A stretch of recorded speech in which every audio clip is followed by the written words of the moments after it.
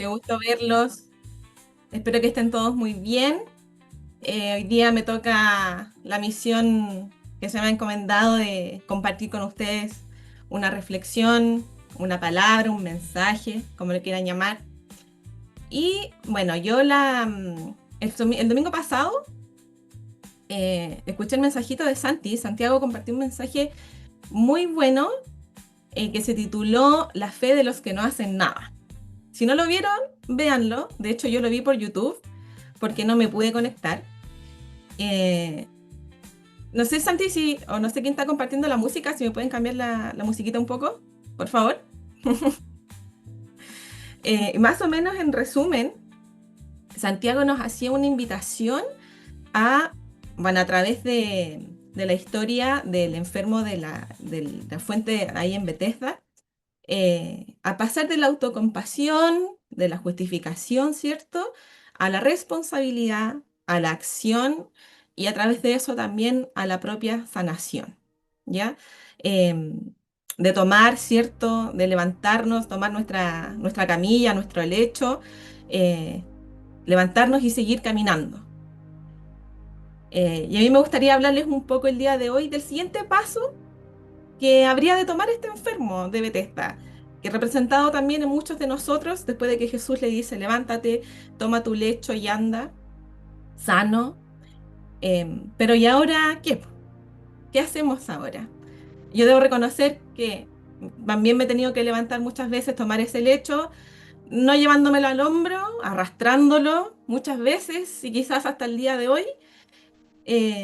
Pero hay más que tenemos que hacer y poner en acción a través de la responsabilidad que tenemos en este camino de querer ser cristianos, creyentes, de querer seguir a Jesús. Y una de esas aristas, entre todas las cosas que deberíamos intentar hacer, hoy día le quiero hablar un poquito de cómo nosotros desarrollamos en el cristianismo la ética que es relacional, que es comunitaria. De hecho, bueno, la visión de esta iglesia es ser intencional, ser relacional, ser comunitario. Entonces yo, para poder entender este punto, debo confesar que ética con relacional, con comunitario, a lo mejor suena bien, pero no suena muy claro. Y créanme, estuve toda la semana pensando cómo les puedo explicar esto. Y quiero tomar como referencia una historia, una parábola que contó Jesús, que yo sé que muchos de ustedes las conocen. No quiero hablar de esta parábola en sí, ni de la historia como tal, tampoco la quiero interpretar, sino que quiero usar esta historia como medio para comunicarles esta idea. Y vamos a leer, yo voy a empezar con la Biblia al tiro, amigos. Vamos a leer el libro de Lucas. Bueno, si no lo tienen a mano, no tienen sus Biblias, no importa, pueden escucharla atentamente porque lo voy a leer yo, pero esto se encuentra en el libro de Lucas, capítulo 10, versos 30 al 37. Lucas, capítulo 10, del verso 30 al 37. Así que escuchen con atención. Dice, bajaba un hombre de Jerusalén a Jericó y cayó en mano de unos ladrones. Le quitaron la ropa, lo golpearon y se fueron dejándolo medio muerto. Resulta que viajaba por el mismo camino un sacerdote, quien al verlo se desvió y siguió de largo. Así también llegó a aquel lugar un levita y al verlo se desvió y siguió de largo. Pero un samaritano que iba de viaje llegó a donde estaba el hombre y viéndolo se compadeció de él. Se acercó, le curó las heridas con vino y aceite y se las vendó. Luego lo montó sobre su propia cabalgadura, lo llevó a un alojamiento y lo cuidó. Al día siguiente sacó 2 monedas de plata y se las dio al dueño del alojamiento. Cuídemelo, le dijo, y lo que gaste usted de más se lo pagaré yo cuando vuelva. Jesús dice, ¿cuál de estos tres piensas que demostró ser el prójimo del que cayó en mano de los ladrones? El que se compadeció de él, contestó el experto en la ley. Entonces, anda y hazlo tú mismo, respondió Jesús.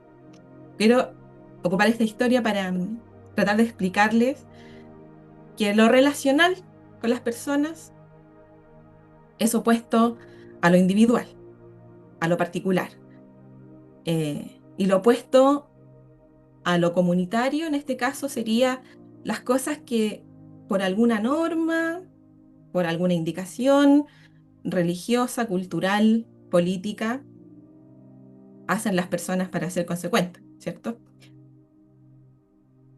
Se entiende muy bien que lo opuesto a lo relacional sea lo individual, ¿verdad? Pero tal vez no se entienda muy bien que lo opuesto a lo comunitario sea las cosas eh, que hacemos por norma, por directrices que nos ha impuesto alguna arista de la sociedad. Estamos hablando de ética.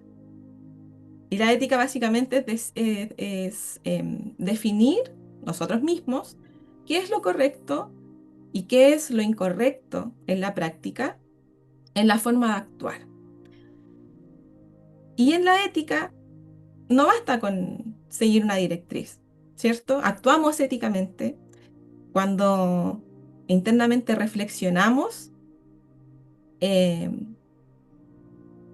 en cómo consideramos el impacto de las acciones que hacemos en los individuos que están involucrados, ¿cierto? De forma directa, de forma indirecta.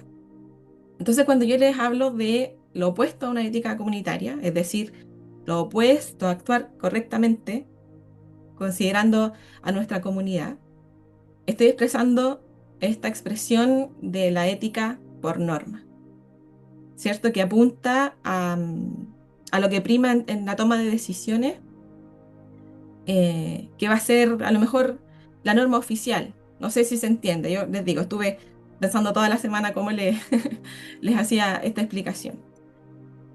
Entonces, en esta historia, en esta parábola, que está tan llena de detalles para desenvolver, nos encontramos a 5 personajes o a 5 grupos de personajes, eh, donde tenemos la persona que viaja de Jerusalén a Jericó, ¿cierto? A los ladrones que lo asaltan, hay un sacerdote, hay un levita y hay un samaritano, ¿cierto? De los 5 personajes de los que estamos hablando, 2 se destacan por lo que no hicieron, ¿verdad? Eh, 2 se destacan por lo que hicieron en relación a la víctima. Y bueno, tenemos a la víctima, que sería nuestro quinto personaje. El sacerdote que pasa y ve eh, al levita moribundo, o sea, ven a esta persona que está moribundo, el sacerdote y el levita lo ven, ¿cierto? No hacen nada más que contemplarlo, mirarlo, eh, porque la ética de ellos estaba determinada probablemente por no saber, en este caso y en estos tiempos, si el herido que estaba ahí tirado era judío, si es que era coterráneo, ¿cierto? Y también por algunas normas de pureza, em, de pureza ritual, si podríamos decir. Porque si el tipo estaba muerto, eso significa que si lo tocaban iban a quedar impuros y eso probablemente les impediría servir en el templo, ¿verdad? Después tenemos a los ladrones, que es un poco más obvio, ¿cierto? Actuaron, hicieron la acción de dejar a esa persona ahí golpeada, medio muerta. Y el samaritano, por otra parte, parecía que no se sentía atado a ninguna de las normas a las que estaba atado, por ejemplo, el sacerdote y el levita. Entonces, el samaritano eh, actúa en plena conexión con lo que su humanidad Me le asustó impulsó a mucho. hacer. No es por nada que el texto bíblico dice que él se compadeció. Él deshace todas las cosas que los ladrones hicieron. Lo cura, lo provee de transporte, de refugio y además se comprometió a pagar cuidados adicionales, ¿cierto? En fin, hay muchas cosas interesantes para hablar de esta historia, pero eh, quiero utilizarla para hablar de la ética relacional. Y esta historia nos representa de forma muy gráfica lo que significa Una ética que está dictada por la relación entre pares versus una ética que está dictada por las normas que algunas personas tenían que obedecer, sin importar si al hacerlo la dignidad de otros seres humanos, era pasada a llevar. Y la verdad es que yo pienso que lo que hace el sacerdote y el levita, que fueron los que pasaron de largo, igual era entendible porque ellos estaban siendo consecuentes con lo que ellos creían. Y es un poco justificable desde cómo ellos veían la estructura religiosa. No faltaron a sus compromisos, se mantenían puros ritualmente para poder servir en el templo. Algo que yo encuentro demasiado ridículamente, quizás y estúpidamente ortodoxo. eh, Porque el samaritano podría haber sido considerado como inferior por otros judíos, incluso haber considerado que la adoración que él hacía podía ser incorrecta, en el lugar incorrecto, de la forma incorrecta, eh, pero él logra conectar maravillosamente con la necesidad humana y responde con una generosidad asombrosa. Aquí tenemos la ética relacional y comunitaria versus esta norma individual o que se sigue por norma. En la ética relacional, la moralidad se evalúa en virtud del impacto en las personas dentro de la comunidad. Y en la individual se evalúa simplemente siguiendo alguna norma escrita. Se obedeció la ley, qué dice la Biblia al respecto, qué dice mi religión al respecto, qué dice la doctrina que estoy siguiendo si lo llevamos a nuestros ámbitos de creencias de fe. Y el factor humano pasa a un plano muy secundario, ¿verdad? Creo que ya se va entendiendo un poquito más la idea que les estoy comentando. Pero ¿qué significa en términos prácticos esta propuesta de ética relacional?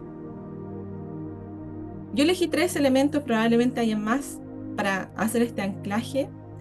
Y el primer punto de anclaje para mí es la horizontalidad. Y la característica de este elemento,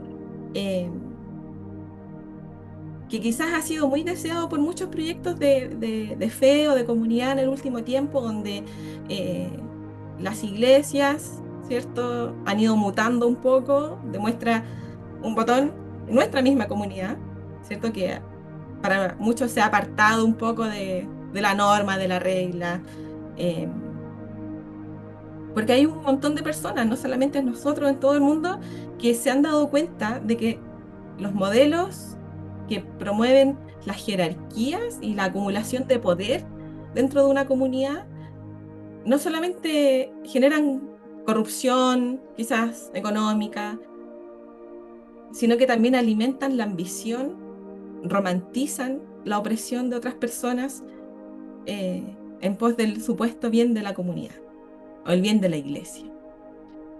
Y si bien la horizontalidad es algo que se desea por muchas personas, es algo difícil de alcanzar. Eh, Porque con más frecuencia de lo que nos gusta admitir, los sistemas religiosos parece que son más prósperos cuando se estructuran en torno a liderazgos fuertes, a gente mandona que le dice a la gente lo que tiene que hacer y lo que no tiene que hacer. Pero la horizontalidad va por otro lado.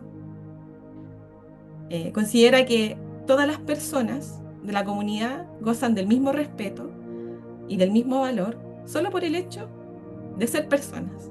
Por lo tanto, una comunidad horizontal evita estructurar esta organización en torno al poder, sino más bien en torno al amor y un poco a la lealtad que emana de ese amor.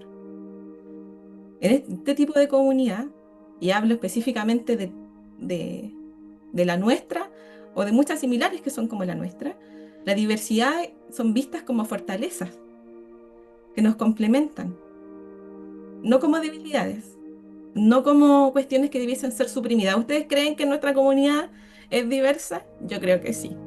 Y cada vez se vuelve más diversa en términos de personalidades, en términos de creencias. Y como comunidad horizontal no debiese imponerse el poder, debiese imponerse la razón en muchos aspectos. Y eso nos permite ser más humildes a la hora de hablar, a la hora de escuchar.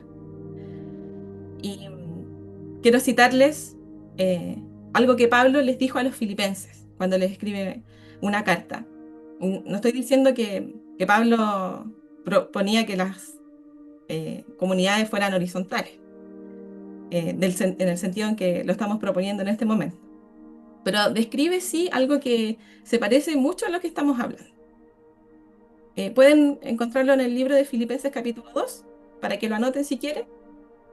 Eh, y dice, les dice Pablo, no hagan nada por rivalidad ni por orgullo, sino con humildad y que cada uno considere a los demás como mejores que a él mismo. Y puede que esto suene muy bien, esto de considerar a los demás como superiores a uno mismo, pero también tiene su defecto.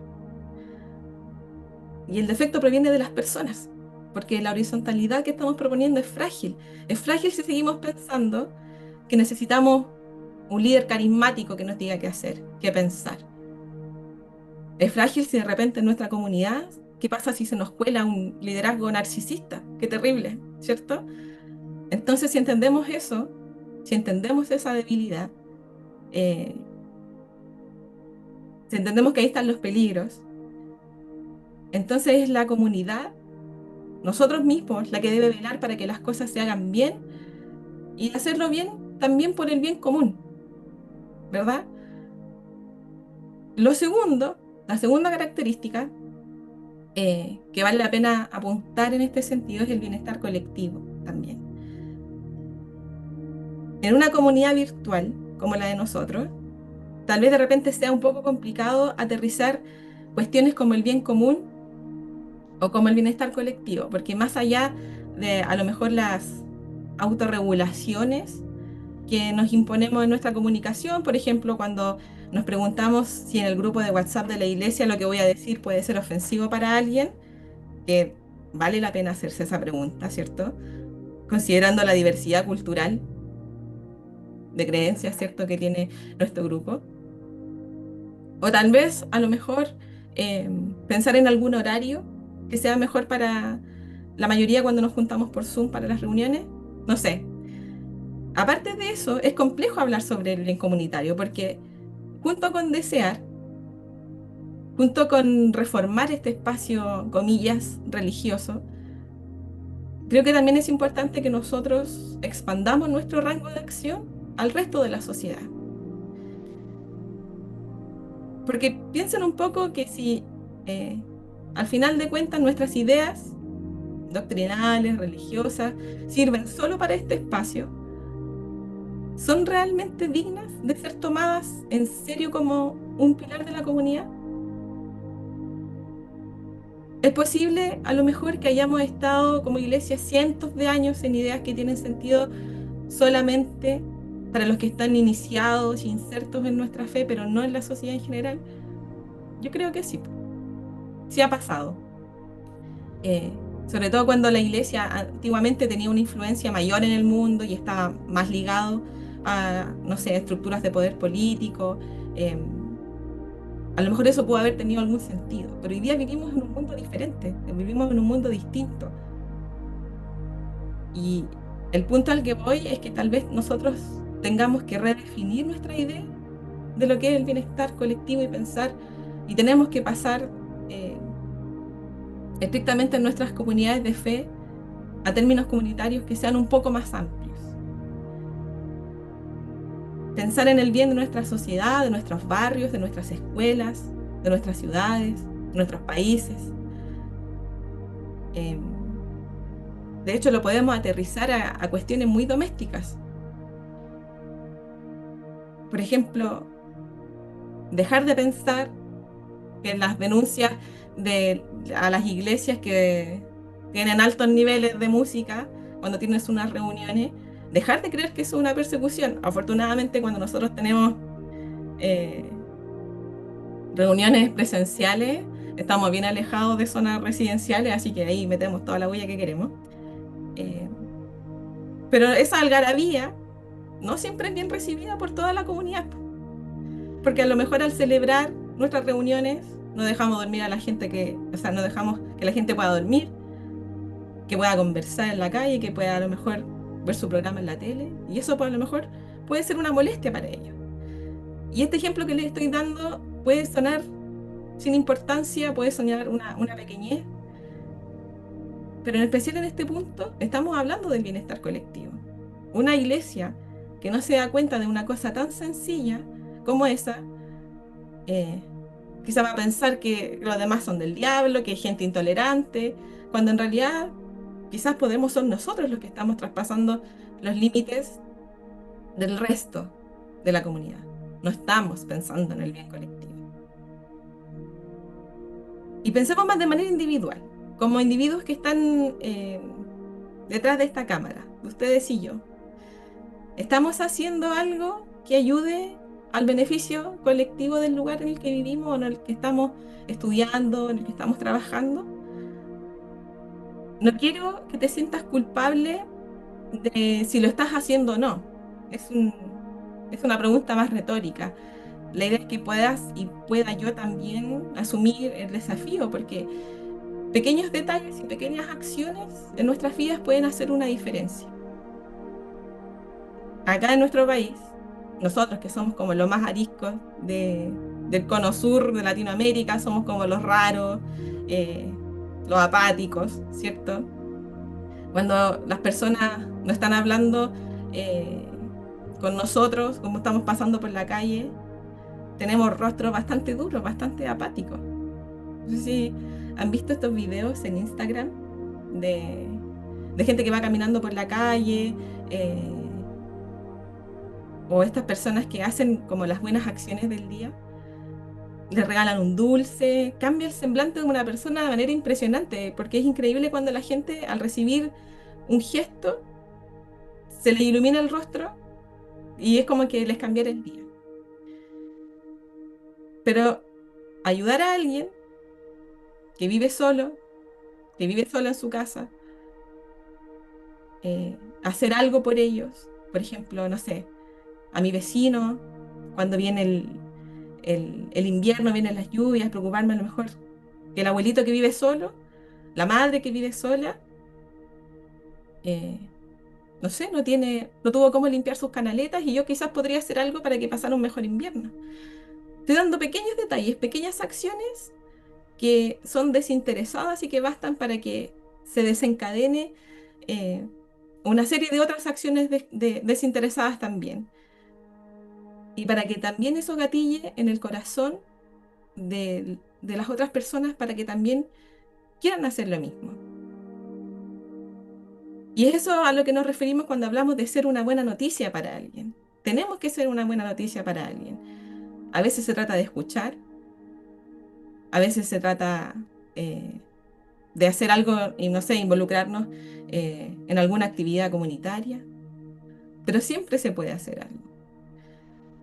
Yo personalmente debo reconocer y reconozco que tengo que trabajar más en esa área, porque soy una persona eh, que a lo mejor los que me conocen más personalmente, eh, puedo ser alegre, puedo a lo mejor conversar, pero siento que soy una persona muy solitaria, y en ciertos aspectos muy introvertida también, porque pareciera que mi cuerpo, de alguna forma, interpreta la sociabilización a veces como algo innecesario. Estoy abriendo mi corazón con ustedes, pero mi cuerpo puede ser desafiado y mi cuerpo a lo mejor puede estar equivocado. Y me he tenido que desafiar en más de una ocasión. Me desafío hasta el día de hoy. Pero cuando lo he hecho, he experimentado el cambio. Y cada vez que he salido de esa zona de confort, esa zona de comunidad, he podido experimentar el poder transformador que se produce cuando conecto desinteresadamente con otra persona. Para hacer algo más grande, juntos, juntas, con pequeñas acciones. Y quiero que consideren eso, esas pequeñas acciones como un bienestar colectivo. Y el tercer punto del que les quiero hablar es el compromiso con la reconciliación. Y no estoy pensando solamente en el espacio religioso. Me estoy refiriendo al, al mandato, a la recomendación que hacía Pablo de proclamar la reconciliación de Dios con el ser humano. Cuestión que creo que es súper importante. Eh, yo sé que hay gente que cree que si todo el mundo fuera cristiano, viviríamos en una sociedad perfecta. Y la verdad es que no va a pasar. Eh, y difícilmente una sociedad perfecta quizás podría estar mediada directamente por el cristianismo, porque creo que el cristianismo es un sistema humano que toma el Evangelio de Jesús, toma algunas referencias bíblicas, cuestiones teológicas, tradiciones, algún tipo de organización, que en el cristianismo tenemos cientos de tipos de organización, y después lo juntan todo y creamos un tipo de cristianismo. Por eso que he hablado de cristianismos en plural. Pero me atrevo a decir que hay muchos cristianismos que no representan en nada los ideales del Evangelio. Así que no tenemos que comernos esa utopía de que una sociedad perfecta nace desde el cristianismo. Lo que sí podemos hacer es atrevernos a que tú y yo podamos ser puentes de reconciliación con las personas, entre las personas, y entre las personas y Dios, y entre las personas y ellos mismos. Eh, Creo que estamos viviendo una sociedad en que cada país, en cada país, en cada región, en cada nación, hay alguna polarización de algún tipo, políticas, ideológicas, religiosas, de todos los colores y sabores. Para que se polarice algún sector basta un solo punto de discusión. Pero en medio de todo esto, tenemos la capacidad, tú y nosotros, de ser, como dicen algunas personas, artesanos de la paz. Tenemos esa capacidad de ser nosotros pacificadores de los que hablan las bienaventuranzas. E incluso algo más básico, ¿tenemos nosotros la voluntad siquiera de querer ser esas personas?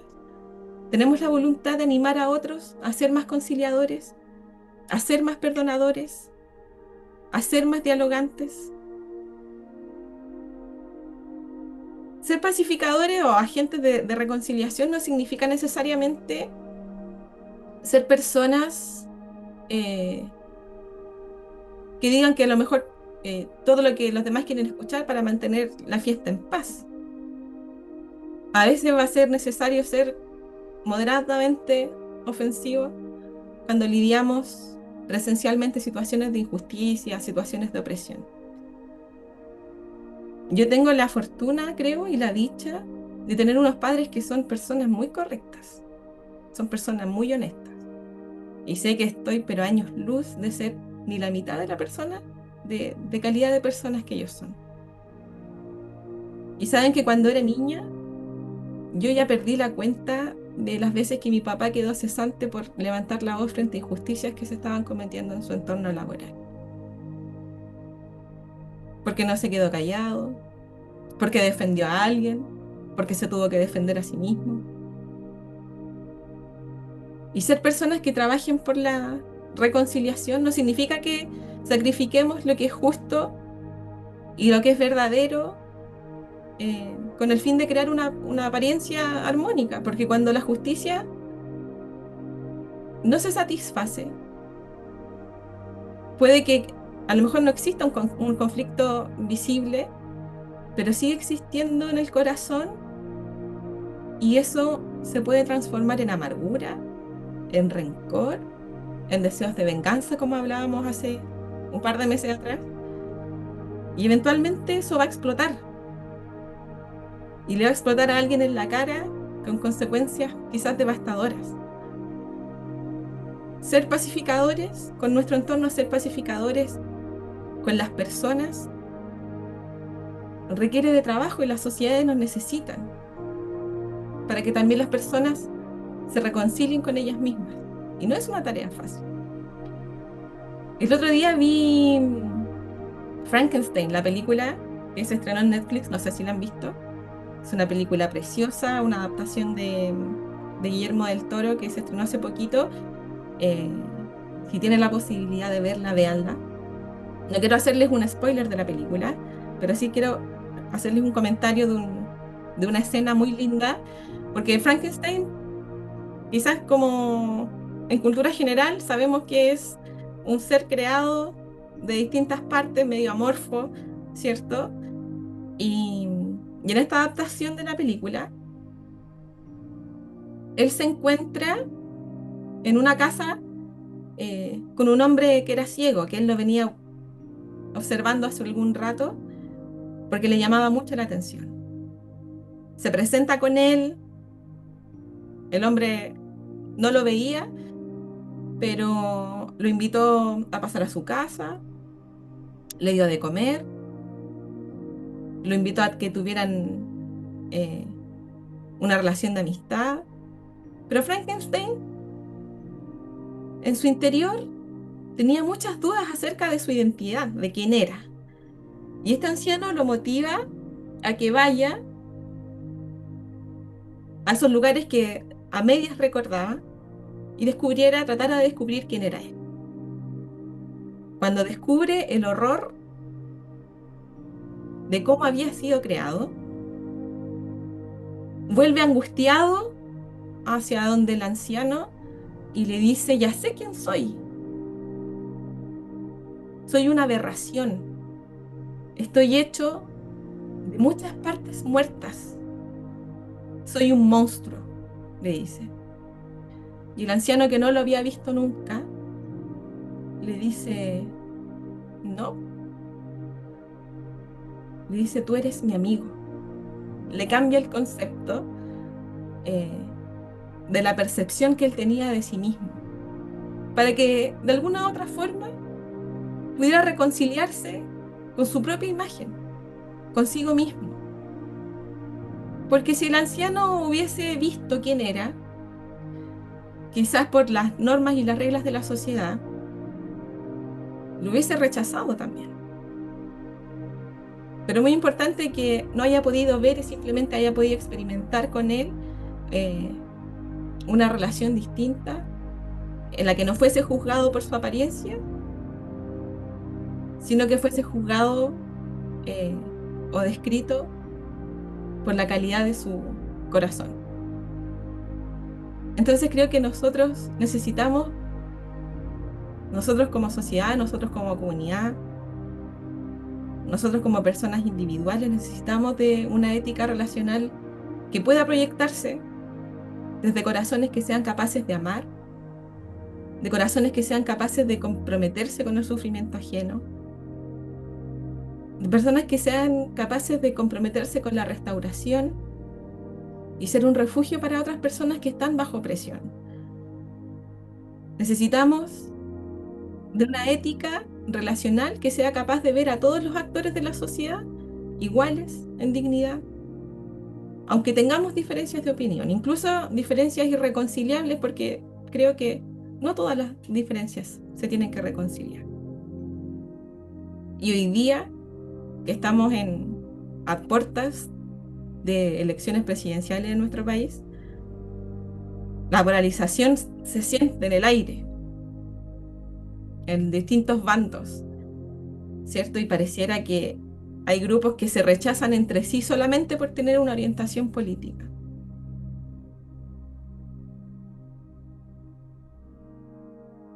Y eso no va con la ética que nosotros estamos describiendo. Y es difícil, porque nos desafía a despojarnos, ¿cierto? De nuestras propias prejuicios, ¿cierto? Pero dentro de todo, nosotros también necesitamos oír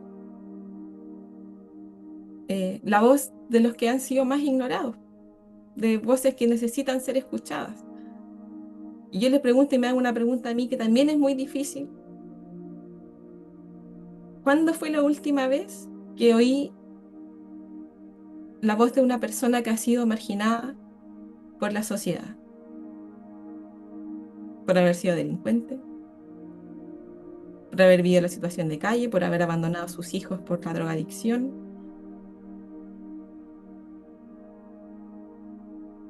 Porque no basta con hablar del tema, no basta con tener las ideas correctas que les estoy planteando ahora.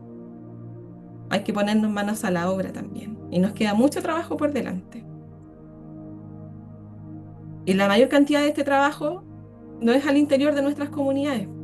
Es un desafío para que abracemos la fe en la interacción en la sociedad en la que nosotros estamos insertos, porque creo de todo corazón que sí podemos construir sociedades más justas de la mano de todos los credos, de todas las creencias, como todas las personas distintas que han llegado también a nuestra comunidad.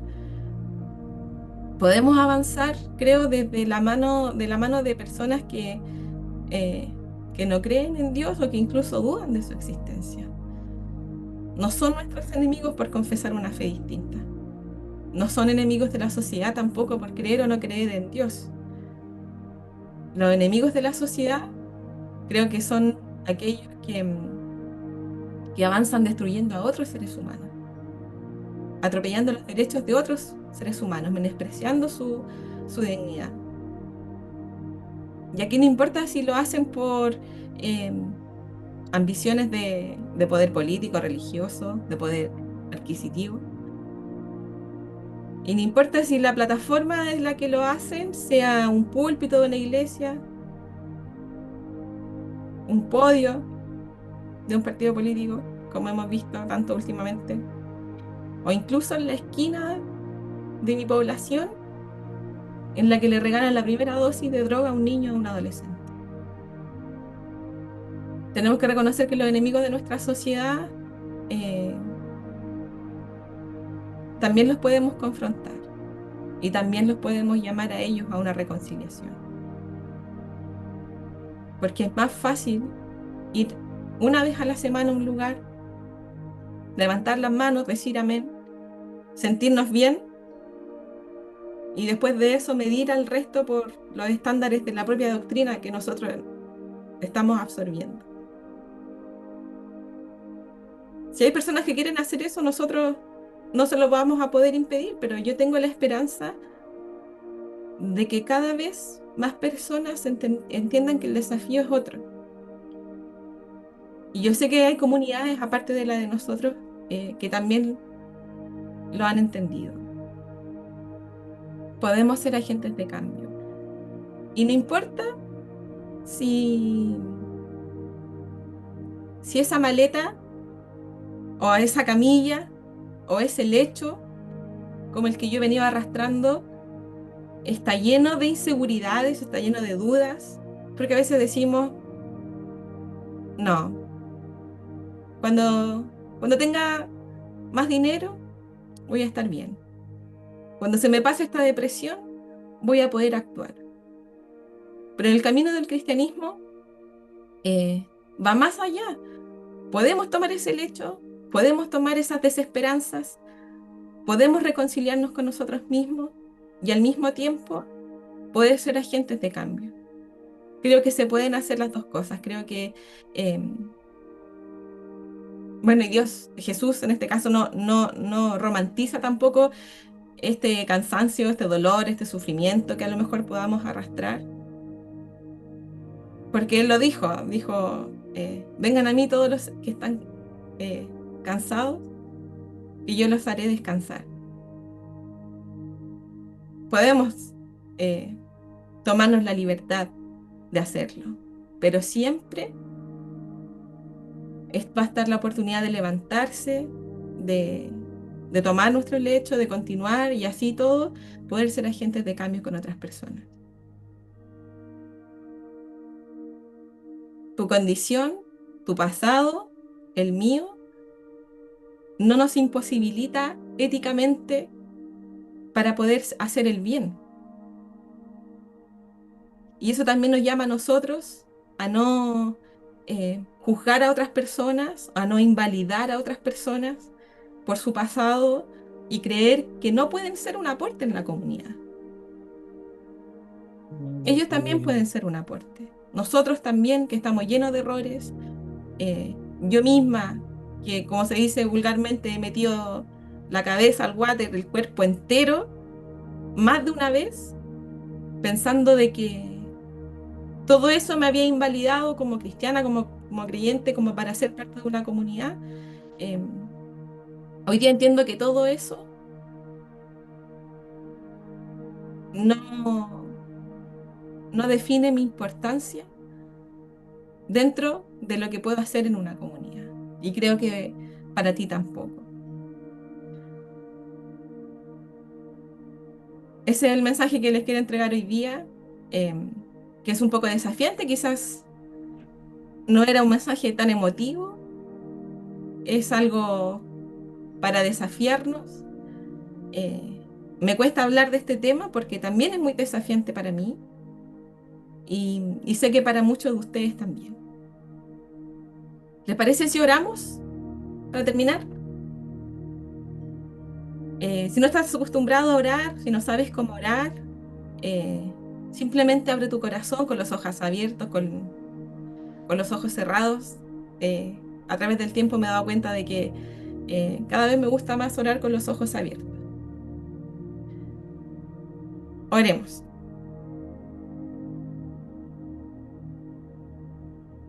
Señor Jesús, gracias por mirarnos a los ojos cuando estábamos al borde del camino, como el enfermo de Bethesda. Y hoy día queremos traer ante ti todas nuestras excusas, todas nuestras heridas, todos nuestros aciertos, nuestros desaciertos.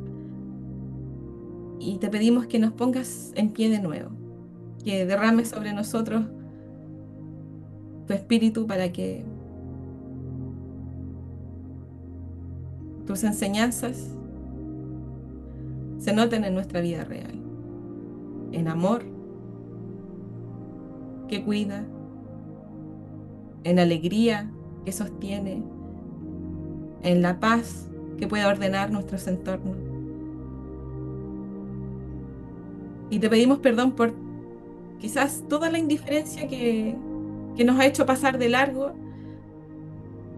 cuando alguien nos ha necesitado.